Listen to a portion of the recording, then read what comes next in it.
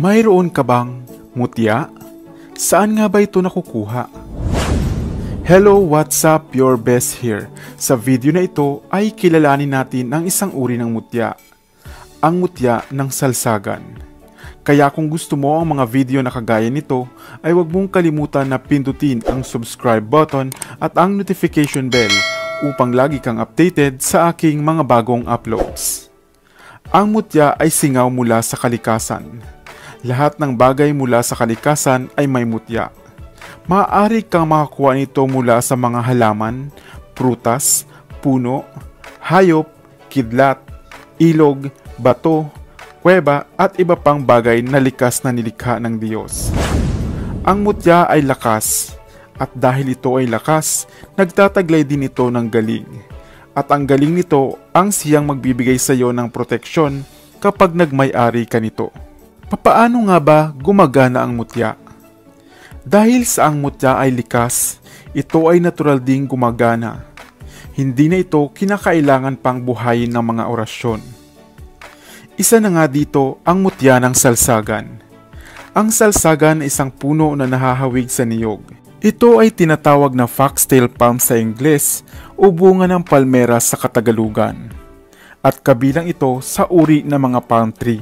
Pinaniniwalaang ito ay talagang nagmula sa Pilipinas at kadalas ay tumutubo sa mga tropikal na bansa. Kadalasan din itong ginagawang sangkap sa pagnganganga. At para sa mga mahilig sa anting-anting at agimat, pinaniniwalaang ito ay mayroon ding mutya.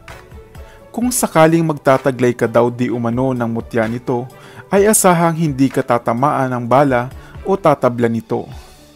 Kabal at kunat naman sa katawan kung mapapalaban ka ng tagaan. Papaano nga ba ito makukuha? Sa araw daw ng Biyernes Santo, dakong alas 3 ng hapon, ay akyatin ang puno ng salsagan at kunin ang mga bunga nito.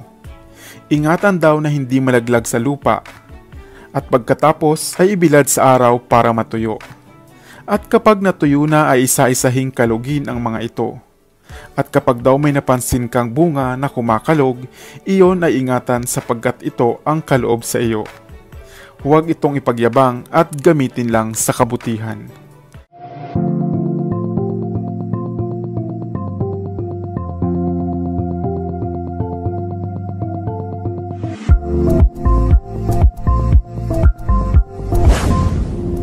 Batid mo ba na ang halamang makahiya pala ay may natatagong kapangyarihan at kakayahang gaya ng mga mutya? Hello, what's up? Your best here. Halika at alamin ang kapangyarihang taglay ng halamang makahiya. Ano-ano nga ba ang mga gamit nito? At papaano makukuha ang angkin nitong galing? Ang Pilipinas ay napapalibutan ng maraming kagubatan na binubuo ng iba't ibang mga naggagandahang mga halaman. Subalit aakalain mo ba na ang halamang ito na tinatawag na makahiya o shy plant o mas kilala bilang Mimosa pudica, isang halamang may tumitiklop na mga dahon sa tuwing ito ay masasagi o magagalaw, ay nagtataglay din pala ng pambihirang kapangyarihang gaya din ng ibang agimat at mga mutya. Ang halamang makahiya ay isang uri ng damo na hindi nga madalas binibigyang pansin. Mayroon itong may liit na mga dahon at matinik na katawan at kulay lila o rosas na bilugang bulaklak. Dito sa atin sa Pilipinas, ito ay pinuputol o ginagamas lamang. Subalit batid mo ba na sa bansang Canada, ito ay binibenta pala sa halagang 400 piso. Ang halamang makahiya rin ay mainam na panglunas sa mga pamamaganang kasukasuan, pananakit ng puson, beke at pagtatae. Ilaga lamang at gawing tsaa ang ugat at katawan nito ay mabisang herbal tea na. Ginagamit pa nga itong pangtanggal ng sakit ng ngipin, lalo na ang mga ugat nito. Kaya naman, tayo talaga ang mahihiya sa napakarami nitong benepisyong medikal. Bukod pa rito, mayroon palang angking galing o bertud ang halamang ito na tinatawag ngang makahiya. Napawang sa mga ugat ng halamang ito makukuha. Papaano nga ba ito isinasagawa? Humanap lamang ng puno ng makahiya sa inyong likod bahay at hukayin ang ugat nito.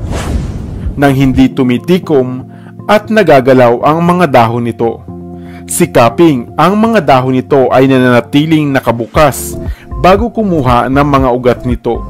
Kung sakaling biglang tumiklop ang dahon nito, ay humanap ka na lamang ng ibang puno nito. Kumuha ng 3 hibla o pangunahing sanga ng ugat ng halamang makahiya. Patuyuin ito at ibalot sa pulang tela.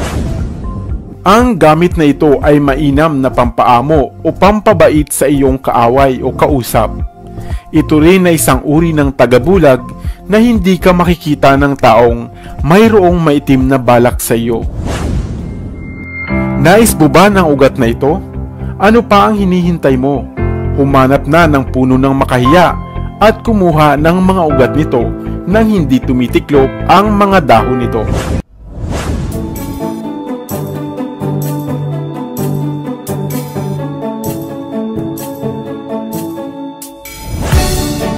Dahon ng halamang ito, isa palang mainam na pampaswerte at isa ring gamit bilang kabal. Nakakita ka na ba nito sa inyong bakuran? Hello, what's up? Your best here. Sa videong ito ay kilalanin ang isa na namang halamang ligaw na sadyang may mainam palang daladalang bisa o kapangyarihan. At papaano nga ba ito gagamitin? Ang halamang ito marahil ay dumaraan na sa inyong paningin. Isang uri ng munting puno o halaman na nagtataglay ng luntiang matitigas na dahon. Bukod pa rito, ang bawat dahon nito ay napapalibutan ng matutulis na tinik. Ito ang halamang kung tawagin ay holy plant o halamang Santa Catalina sa ilang bahagi ng ating bansa. Bakit nga ba espesyal ang halamang ito?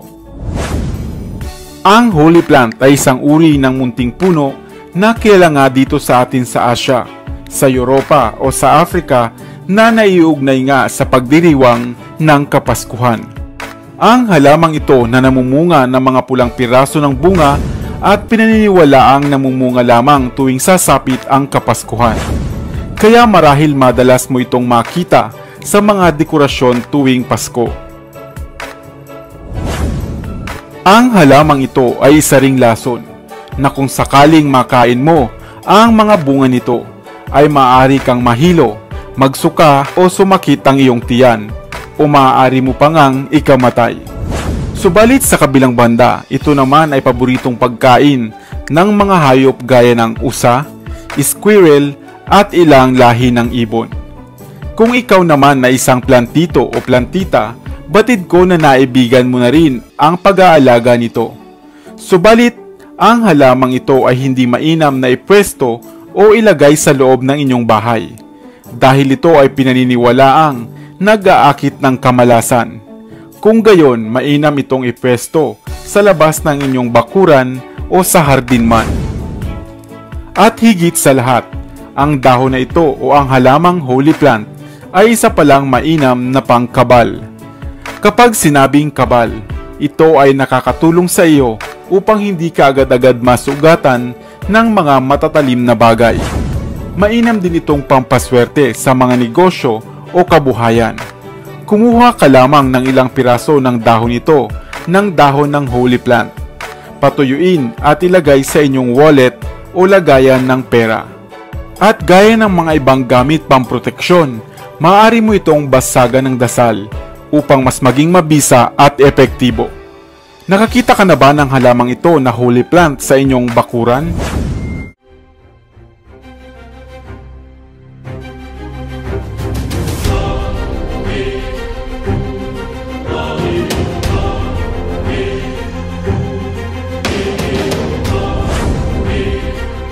Tubo ng niyog, isang mabisang mutya at gamit. Nakakita ka na ba nito? Hello, what's up? Your best here. Sa videong ito ay kilalanin natin ang isang bertud o mutya mula sa bunga ng niyog, ang tubo nito. Ano nga ba ang mga tinataglay nitong kapangyarihan at bisa. At ano ang dapat mong gawin kung makasumpong ka nito? Ang Pilipinas ang isa sa mga bansa sa Asya na pinagmumulan ng maraming produkto na buhat sa puno o bunga ng niyog. Niyog na masasabing puno ng buhay, sapagkat bawat bahagi nito ay magagamit o kapaki-pakinabang. At kung ikaw ay laking probinsya, ay siguradong pamilyar ka na nga sa tubo ng niyog. Ang tubo ng niyog o coconut pearl, coconut embryo o coconut apple ay isang parte o bahagi ng bunga ng niyog. Bakit nga ba nagkakaroon nito? Ang bawat bunga ng niyog ay binubuo ng bunot, ng baon ng niyog, ang matigas nitong outer layer, laman na kadalasang pinagmumulan ng gata, at ang sabaw o tubig nito. Subalit sa tuwing ang isang niyog ay magmamature na o magkakaedad na, ito ay nagsisimula ng magkaugat sa labas, gayon din ang mga dahon nito. At kung ito ay bubuksan ay naroon ang tubo o coconut embryo. Masarap itong kainin, makatas, malutong at manamis-namis. At maaari mo ngang isangkap sa ilang piling putahe. Subalit ayon sa mga matatandang paniniwala ng mga magmumutya at antingero, maliban sa kapangyarihang taglay ng baon nito o ng baon ng niyog na walang mata, ang tubo o embryo nito ay isa rin palang mutya. Sa oras na makakuha ka raw nito ng tubo ng niyog na naging bato, itago ito at ingatan, sapagkat bibihira lamang itong masumpungan. Ang mutya ng tubo ng niyog na ito ay isang mabisang pampaswerte sa negosyo man at kabuhayan. Isa rin itong tagabulag na upang hindi ka makita ng taong may masamang balak sa iyo. At higit sa lahat, ito ay isang mahusay na alagaan sa loob ng ating mga tahanan, dahil ito ay nagdadala pala ng kapayapaan at kaligtasan sa pamilya. Ibalot ito sa puti o sa pulang tela at huwag ipagyayabang. Napaka-rare o napakabihirang makahanap o kahit makabili nito, dahil napakabihirang maging bato ng tubo nito. Kaya doble ingat kung may mag-aalok sa inyo nito. Ikaw, nais mo rin ba magkaroon nito? Subalit, lagi pa ring tatandaan na ang pananalig pa rin sa may kapal at palaging paghingi ng gabay sa kanya ang siyang pinakamalakas na pananggalang. Sana ay may bago kang natutunan sa videong ito. Iwan ka naman ng comment sa comment section sa ibaba. I-like at i-share mo na rin para naman sa kaalaman ng iba. Dito na sa Best TV, tayo ay matuto, utak mapuno ng bagong kaalaman. Dito na sa Best TV, tayo ay lumibot, lihim na mundo ay ating matuklasan. Dito yan sa Best TV, dito yan sa Best TV, dito yan sa Best TV, sapagkat ang mga laki may alam. Dito yan sa Best TV. Tara, sabay-sabay tayo na matuto.